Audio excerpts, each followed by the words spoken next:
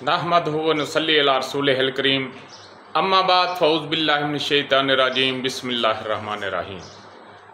नाज़रीन, आज हम बात करेंगे मैदे के दर्द पर।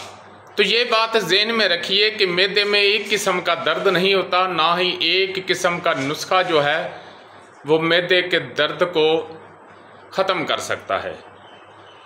मैदा जो है ये मुरक्कब उज़व है और इसका किसी न किसी मुफरद उज़व के साथ तअल्लुक़ है, या दिल के साथ तअल्लुक़ है, या दिमाग के साथ तअल्लुक़ है, और या जिगर के साथ तअल्लुक़ है। तो असल में जो फ़ेल मुतासर होगा, जो उज़व मुतासर होगा, जिस उज़व का मामला ख़राब होगा, चाहे वो जिगर का हो, दिल का हो या फिर दिमाग का हो, उसी के तहत मैदा में जो है वो रद्द बदल होगा। तो देखते हैं इस वीडियो में। वीडियो सुनने से पहले आपसे रिक्वेस्ट है कि हमारे चैनल को सब्सक्राइब करें, लाइक करें, शेयर करें, ताकि हमारी आने वाली हर वीडियो आप तक पहुंच सके। मैं हकीम सैयद इमरान सरवर हाशमी हत्तल वसात कोशिश करता हूं कि मुख्तसर अल्फाज में आप तक वाज़िया और मुदल्लल बात जो है वो पहुंचाई जाए।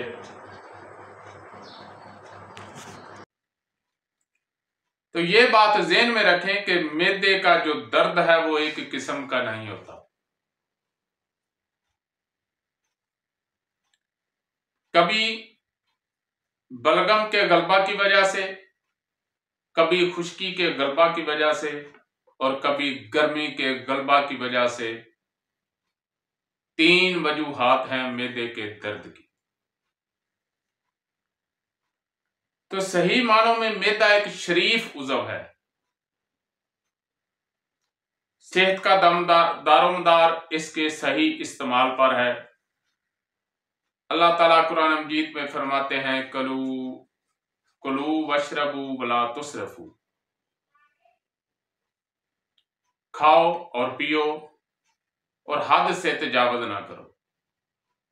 यानी इसका मानी और मफहूम यह है कि जितनी भूख है उतना पियो, और जितना प्यास है, जितनी भूख है उतना खाओ, और जितनी प्यास है उतना पियो।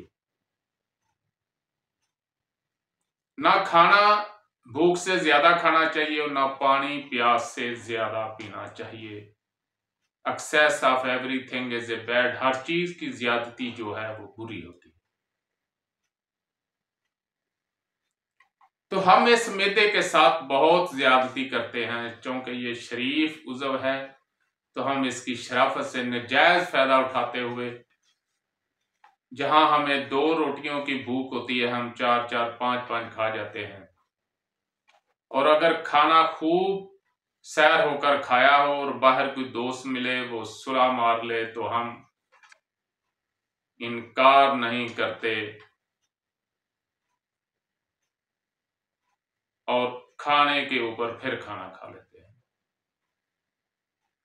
तो ये चीजें जो है मैदे को डिस्टर्ब करती हैं। फिर वो बेचारा चीख उठता है और उसमें बहुत सी खराबियां जो है वो पैदा हो जाती हैं। हर अफ़आल की इब्तिदा जो है वो इसी से होती है। जिस्म में जो भी कुछ होना है उसकी इब्तिदा इसी से है। जब इखलाक सालिया नहीं होंगे तो उसके अफ़आल की खराबी से खून में खराबी होगी, क्योंकि मैदे ने ही ग़िज़ा को पीसना है, फिर गूंदना है, फिर इसको पकाना है, फिर उससे कमूस कैलूस बनता है और उससे खून बनता है। तो जब हम साले खून नहीं बनाएंगे तो फिर लाजमी बात है कि बीमार तो होना पड़ेगा। जब इखलात साले नहीं होंगे और उसके अफ़आल की खराबी से खून में खराबी होगी, जिससे दीगर अज्जा मुतासर होंगे, जिससे दीगर अज़ा जो हैं वो मुतासर होंगे। मैदा की शराफत से नजायज फायदा नहीं उठाना चाहिए। गलत इखलास से दीगर अज़ा मरीज बन जाते हैं। जब गलत खिल्लत पैदा होगी तो दूसरे अज़ा जो हैं उनमें बिगाड़ आ जाएगा। फिर मैदा जो है वो चीख उठता है, पुकार उठता है, उसमें दर्द होती है, कभी बोझ होता है, कभी बेचैनी होती है, कभी कै होती है, कभी सोजश होती है, कभी वरम होती है, आखिर तंग आकर ज़ईफ हो जाता है। और ये 3 का मरकब उज़व है। इसका तअल्लुक असाब के साथ भी है, इसका तअल्लुक उज़लात के साथ भी है, इसका तअल्लुक गुद्दत के साथ भी है। हम जो खाना खाते हैं, जैसे चक्की में आटा पीसा जाता है, फिर आटा गूंदा जाता है, फिर रोटी पकाई जाती है, इसी तरह हमारी ग़िज़ा को दांत जो हैं वो काटते हैं, पीसते हैं और फिर मैदा में जाकर उसको गूंदा जाता है